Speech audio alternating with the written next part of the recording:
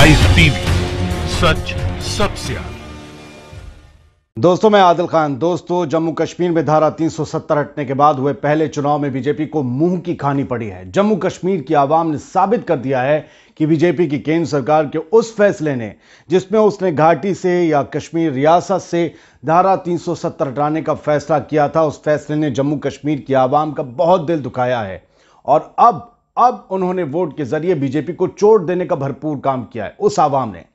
दोस्तों, नवंबर महीने से 8 चरणों में हुए डीडीसी यानी कि डिस्ट्रिक्ट डेवलपमेंट काउंसिल के चुनाव में 280 सीटों पर वोट डाले गए थे। इसमें से जम्मू की 140 सीटें और कश्मीर घाटी की भी 140 सीटें शामिल थीं। इन सीटों में नेशनल कॉन्फ्रेंस और पीडीपी नीत गुपकार अलायंस को सबसे बड़ी बढ़त मिली है। ये गुपकार अलायंस, जिसे गोदी मीडिया और बीजेपी के नेता गुपकार गैंग कहते हैं, उसे बड़ी बढ़त मिली है, सबसे बड़ी। और इस अलायंस ने आधे से ज्यादा सीटें जीतने की तरफ कदम बढ़ा दिया है। काउंटिंग जारी है, कई जगह पर काउंटिंग अभी भी हो रही है, लेकिन फिलहाल जब तक हम ये वीडियो रिकॉर्ड कर रहे हैं आपके लिए, तब तक 125 से 30 सीटों पर गुपकार अलायंस यानी कि नेशनल कॉन्फ्रेंस, पीडीपी और बाकी जो कश्मीर के स्थानीय दल हैं, उन्हें जीत या बढ़त हासिल हो चुकी है। बीजेपी को 70 सीटों पर जीत या बढ़त मिली है, उसमें से जम्मू के ज्यादातर इलाके हैं 90%, निर्दलीय को 70 और कांग्रेस को 28 सीट पर जीत या बढ़त हासिल हो चुकी है। नतीजे भी लगभग इन्हीं फिगर्स के आसपास ही रहेंगे। यानी अगर कांग्रेस, गुपकार अलायंस और निर्दलियों की सीट मिला ली जाए तो फिर साफ नजर आता है कि बीजेपी की पूरी तरीके से यहां पर हार हुई है। बीजेपी का पूरी तरीके से सूपड़ा साफ हो चुका है जम्मू कश्मीर के डीडीसी चुनाव में। यानी साफ है कि जहां भी ईवीएम की जगह बैलेट पेपर से चुनाव होंगे, वहां बीजेपी को वो कामयाबी हासिल नहीं होगी जैसी ईवीएम से चुनाव कराने पर होती है। अभी हाल ही में हुए हैदराबाद म्युनिसिपल कॉर्पोरेशन के जो चुनाव थे, इसमें इसकी गवाही ये देते हैं, जहां बीजेपी के सबसे बड़े चेहरों यानी कि अमित शाह, योगी आदित्यनाथ और जेपी नड्डा ने एड़ी चोटी का जोर लगा दिया, जबरदस्त रैलियां की और रोड शो किए, लेकिन बाजी मान ले गई टीआरएस और असदुद्दीन ओवैसी की पार्टी AIMIM।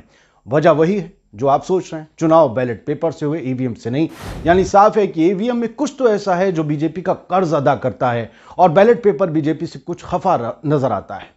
अब इसके पीछे कौन सा एक्ट ऑफ गॉड है या कौन सी क्रोनोलॉजी है, ये तो बीजेपी या ईवीएम जाने।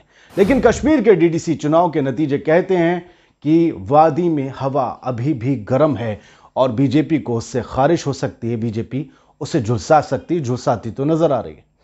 अगर कांग्रेस और निर्दलियों और गुपकार अलायंस के बीच वोट न बढ़ता तो बीजेपी की सीटें कहीं और कम होती, शायद बहुत कम होती हाशिए पर। हालांकि गोदी मीडिया वाले बहुत से पत्रकार और चैनल का यह कहना है कि बीजेपी को बड़ी जीत मिली है, लेकिन वो भूल रहे हैं कि विपक्ष के सत्ता के करीब पहुंचने वाली जीत पर ऐसे ही पत्रकार बीजेपी के प्रवक्ता के रूप में खुद ही कहते हैं कि चुनाव में नतीजे मायने रखते हैं, जीत मायने रखती है, लेकिन सत्ता कैसे पाई जा रही है वो मायना नहीं रखता है। दोस्तों, खिसियानी बिल्ली खंबा नोचती और खंबा नोचती नजर आ रही है, इसके सिवा कुछ नहीं कर सकती।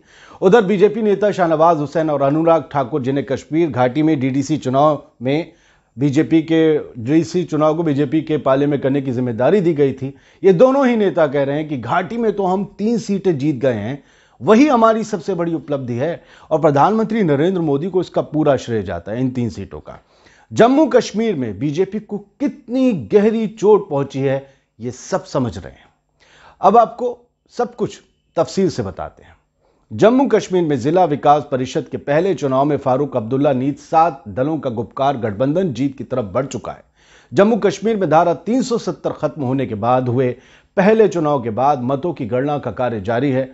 गठबंधन अब तक 280 में से, यानी कि गुपकार गठबंधन 280 में से 114 सीटों को जीत चुका है या उन पर आगे चल रहा है।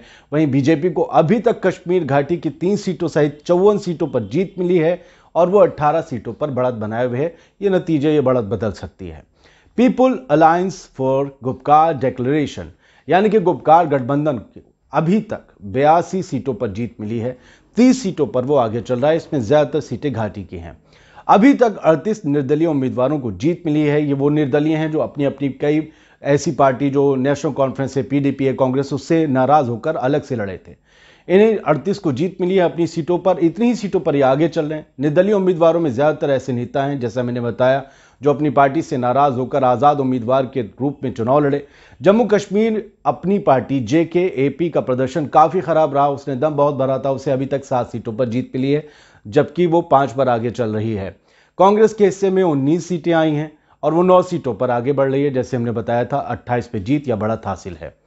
केंद्र शासित प्रदेश में यानी कि जम्मू कश्मीर में DDC का चुनाव 28 नवंबर से शुरू होकर 8 चरणों में पूरा हुआ।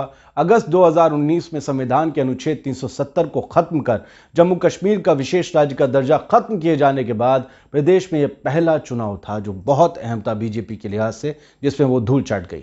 चुनाव में कुल 280 सीटें, जैसे मैंने बताया, 140 जम्मू, 140 कश्मीर। यहां मतदान हुआ। DDC चुनाव का परिणाम अनुमान के अनुरूप ही दिख रहा है, पता था हमें ऐसा। जम्मू क्षेत्र में भाजपा मजबूती बनाए हुए है, वहीं नेशनल कॉन्फ्रेंस PDP जैसी क्षेत्रीय पार्टियों के गठबंधन गुपकार का प्रदर्शन कश्मीर घाटी और जम्मू के भी याद रखिएगा, पीर पंजाल और चेनाब घाटी क्षेत्रों में बेहतर है।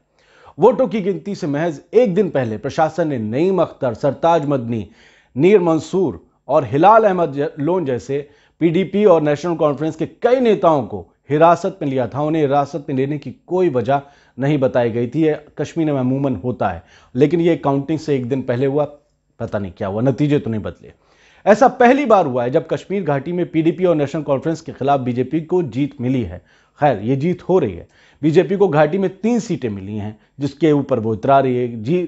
घाटी में जीत से उत्साहित बीजेपी के महासचिव विबोध गुप्ता ने पार्टी के विजेता उम्मीदवारों को, खासतौर से जो घाटी में 3 जीते हैं, उन्हें बधाई दी। उन्होंने कहा कि घाटी के लोगों ने प्रधानमंत्री नरेंद्र मोदी के नेतृत्व में अपना यकीन दिखाया है। भाजपा के वरिष्ठ नेता और केंद्रीय मंत्री जितेंद्र सिंह ने कहा कि श्रीनगर से बीजेपी के 3 उम्मीदवारों की जीत मिली है। यह सत्यापित करता है, यह पुख्ता करता है कि जम्मू कश्मीर के लोगों को केंद्र शासित प्रदेश के विकास के प्रधानमंत्री नरेंद्र मोदी के दृष्टिकोण पर भरोसा है, यकीन है। लेकिन PDP अध्यक्ष महबूबा मुफ्ती और नेशनल कॉन्फ्रेंस उपाध्यक्ष फारूक अब्दुल्ला ने कहा कि DDC चुनाव के नतीजे ये साफ करते हैं कि जम्मू कश्मीर ने गुपकार के पक्ष में वोट दिया है और अनुच्छेद 370 हटाने के केंद्र के फैसले को खारिज कर दिया है। ये बात घाटी के वोटों से साफ हो जाती है। तो फिलहाल बीजेपी की बड़ी किरकिरी वाली और शर्मिंदगी वाली हार है। कहा जा रहा था कि जम्मू कश्मीर में एक नया सवेरा, नई उमंग है, नई हवा है और लोगों का बीजेपी में यकीन बढ़ा है। जब 370 को हटाया गया था, आर्टिकल 15A को लेकर बहस चल रही थी, तब भी ये कहा गया था कि ज्यादातर कश्मीर की आवाम ये चाहती है कि आर्टिकल हट जाए, इससे सिर्फ कश्मीरियों को ठगा गया है, कोई फायदा नहीं हुआ है। लेकिन अब ये जो नतीजे आए हैं, उसने ये साफ कर दिया है कि ऐसा कश्मीर की आवाम नहीं सोच रही थी, बीजेपी सोच रही थी और गोदी मीडिया के चंद तथाकथित पत्रकार सोच रहे थे, सारे पत्रकार नहीं, सारे चैनल नहीं। तो फिलहाल जो साफ तस्वीर सामने आ रही है और वो शाम तक क्लियर हो जानी है पूरी तरीके से कौन कितनी सीटों पे जीतता। लेकिन अभी तक जो फिगर्स हैं जीत के और आगे चलने के, वो बता रहे हैं कि गुपकार अलायंस आगे, बीजेपी बहुत पीछे है। अगर गुपकार अलायंस में कांग्रेस भी शामिल होती और निर्दलीय उम्मीदवार जो उनसे नाराज होकर चुनाव लड़े हैं वो लोग पार्टी के अंदर होते, तो नतीजे कुछ और बेहतर हो सकते थे इस अलायंस के लिए और बीजेपी के लिए। और ज्यादा डिजास्टरस सिचुएशन हो सकती थी DDC चुनाव में। लेकिन बीजेपी इस पर इतरा रही है कि जो भी हमें मिला है वो इतना मिला है कि हम लार्जेस्ट पार्टी हैं। लार्जेस्ट पार्टी आप कब होते हैं? जब आप अकेले लड़ रहे हैं, कोई आपसे अलायंस नहीं करना चाहता। एक तरफ अलायंस था जिसमें कश्मीर की आवाम ने ये दिखा दिया कि हाँ कि हम इस अलायंस में यकीन करते हैं। और नेशनल कॉन्फ्रेंस PDP जो चिर प्रतिद्वंदी हैं, उन्होंने अपनी अदावतों को छोड़कर एक साथ लड़ने का फैसला किया कश्मीर और कश्मीरियत के हक में। और यही जो है इसी पर वोट पड़ता नजर आ रहा है, इसी पर बीजेपी को चोट पड़ती नजर आ रही है। शाम तक नतीजे पूरे क्लियर होंगे, लेकिन बीजेपी के लिए जितना बड़ा झटका है कश्मीर के पहले चुनाव में 370 हटने के बाद, उससे साफ है कि कश्मीर में उसे अपनी हुकूमत कायम करने के लिए कुछ और अलग तरीके की भी तिकड़म 370 के अलावा करनी होगी। भैया ऐसे तो काम आसान होने वाला नहीं है। देखते हैं बीजेपी, केंद्र सरकार, मोदी सरकार कश्मीर की बेहतरी के लिए, पॉलिटिकल बेहतरी के लिए और क्या कुछ करते हैं। जय हिंद। लाइव टीवी, सच सबसे आगे।